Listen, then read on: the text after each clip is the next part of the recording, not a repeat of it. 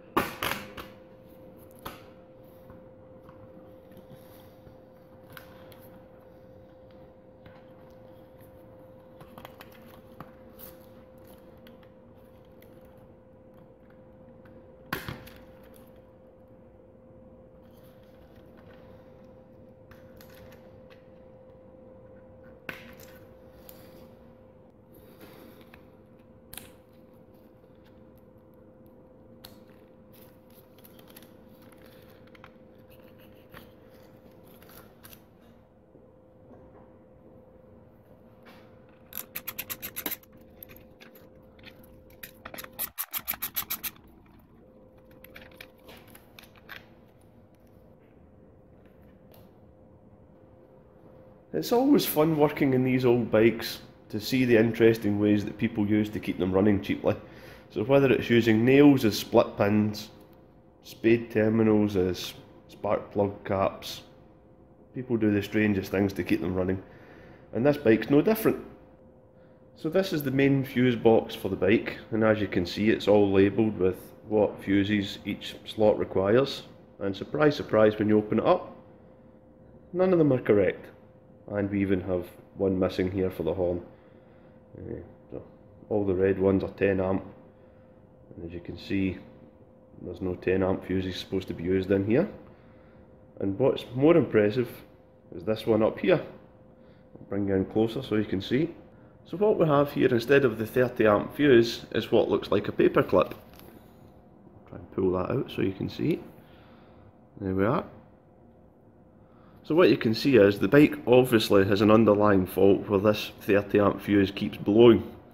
So instead of replacing fuses all the time, the previous owner has just bridged it with a piece of wire leading to the fuse box melting. Now, to be fair, if it was a breakdown in the middle of nowhere, this is an ideal fix to get you home. But now it means that, as well as rebuilding the full bike, I now need to delve into the electrical system and find out why this fuse keeps blowing, and obviously source a replacement fuse box, because I'm not going to the effort of restoring the full bike to put it back together with Scotch locks and melted fuse boxes, as well as the wiring for the headlight. It's all melted as well. So there's obviously underlying problems that need to be found.